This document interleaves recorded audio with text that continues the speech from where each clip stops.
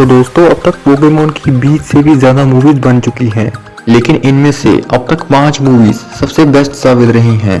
और इसीलिए एक्सप्लेनेशन के इस यूनिवर्स में आज हम बात करेंगे पोकेमॉन के सेकंड मूवी की। इस मूवी में हमें कुछ रहस्यमय पोकेमॉन की असलियत और उनका इतिहास जानने को मिला। अगर आप इस मूवी को अच्छी तरह समझना चाहते हैं तो ये वीडियो देखते रहिए। आज मैं पोकेमॉन की सेकंड मूवी यानी 2000 मूवी को डिटेल में एक्सप्लेन करूंगा। आइए देखते हैं।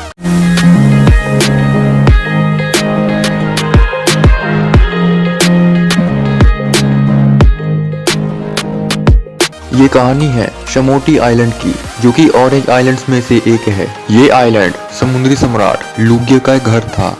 वहाँ के लोग एक ऐसी पार्टी रखते थे जिसमें वो लुगिया को भी शामिल करते थे, क्योंकि वहाँ के लोग लुगिया जैसी एक धुन बजाते थे।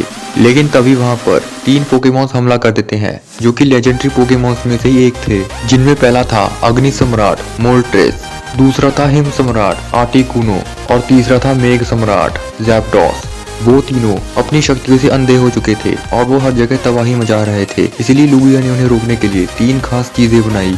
मोल्ट्रेस के लिए बनाया था diamond of fire flames, Articuno के लिए डायमंड ऑफ फ्रॉस्ट आइस और ज़ैप्डोस के लिए डायमंड ऑफ लाइटनिंग थंडर।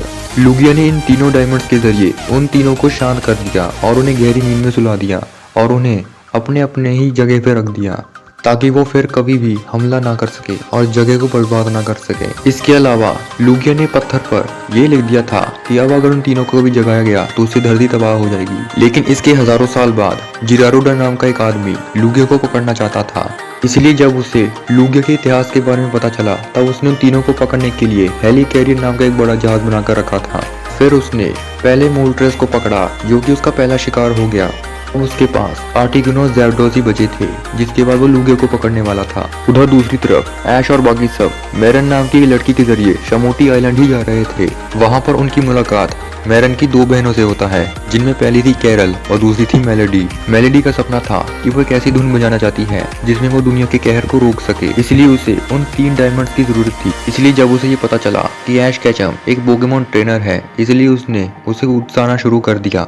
और फिर ऐश मैरन के जरिए उन आइलैंड्स में चला जाता है जहाँ पर वो डायमंड्स रखे थे। वहाँ पर ऐश को सबसे पहले ज़ैप्डोस और उसके बाद मोल्ट्रेस का डायमंड मिल जाता है। लेकिन तभी वहाँ पर ज़ैप्डोस आ गया था, और क्योंकि मोल्ट्रेस अब पकड़ा जा चुका था इसलिए ज़ैप्डोस को लगा कि अब वो यहाँ पर कब्जा कर सकता है। लेकिन तभी जिरारुडन ज़ैप्डोस और बाकी सबको भी पकड़ लेता है और वो उन सबको ये बताता है कि वो लुगिया को पकड़ना चाहता है, इसलिए उसने ऐसा किया है।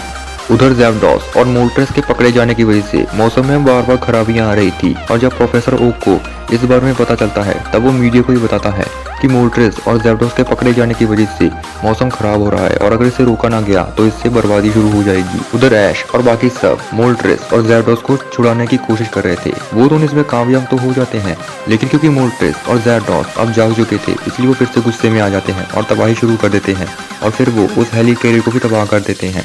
उधर आर्टिकुनो भी आकर वहाँ तबाही मचाना शुरू कर देता है। उधर ऐश और बाकी सब एक आइलैंड पे आ गए थे और वहाँ पर उनकी मुलाकात स्लोकिंग नाम के एक पोकेमॉन से होती है, जो कि ऐश को ये बताता है कि वो उन डायमंड्स को वहाँ रख दे। पर क्योंकि ऐश के पास आर्टिकुनो वाला डायमंड नहीं था, इसलिए स्लोकिंग उसे कहता है कि सिर्फ ऐश ही इस दुनिया को बचा सकता है। लेकिन ऐश इससे मना कर देता है, क्योंकि उसका सपना था पोकेमॉन मास्टर बनने का, ना कि दुनिया को बचाना।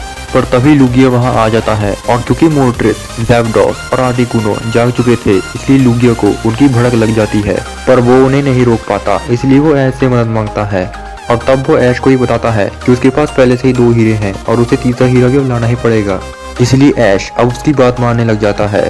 उधर टीम रॉकेट को भी ये पता चल गया था कि पोकेमॉन चुराने से ज्यादा दुनिया को बचाना जरूरी है, इसलिए वो भी ऐश की मदद करने लग जाते हैं।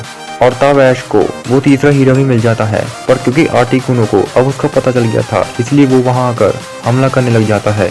और तब ऐश वहां भागने की कोशिश करता है और इस सब के चक्कर में टीम रॉकेट नीचे गिर जाती है, लेकिन वो किसी तरह बच गई थी। उधर लुगिया जब ऐश को ले जा रहा था तभी जिरारुडन अपने डिवाइस के जरिए लुगिया को पकड़ लेता है, और तब लुगिया वहाँ पर एक बहुत बड़ा धमाका कर देता है, जिससे वो तीनों पोकेमॉन और खुद लुगिया बेहोश हो गया था। पर ऐश किसी तरह बच गया था, और फिर वो तीसरे हीरे को भी वहाँ रख देता है। और तब मेलेडी एक धुन गाने लग जाती है, जिससे वो तीनों पोकेमॉन शांत हो जाते हैं और लुगिया भी उससे जिंदा हो जाता है। इसके साथ साथ वहाँ का मौसम भी एकदम साफ और ठीक हो गया था। फिर इसके बाद लुगिया ऐश को ये बताता है कि कुदरत के संतुलन के लिए उन तीनों को वापस कभी न जगाया जाए। और फिर ऐश ये फैसला करता है कि पोकेमोन मास्टर बनने के साथ साथ वो दुनिया की रक्षा भी करेगा। तो दोस्तों यही थी पोकेमोन की सेकंड मूवी यानी 2000 मूवी की एक्सप्लेनेशन वीडियो। अगर आपको ये वीडियो पसंद आई हो तो इसे लाइक करें और चैनल पर नए हैं तो चैनल को भी सब्सक्राइब करें और बेल आइकन दबाएं ताकि आप हमारी वीडियोस को सबसे पहले देख सकें। इसके साथ साथ इस वीडियो को अपने फ्रेंड्स के लिए शेयर भी करें और अगर इंस्टा चलाते हो तो मुझे इंस्टा भी फॉलो करें, लिंक डिस्क्रिप्शन पे है।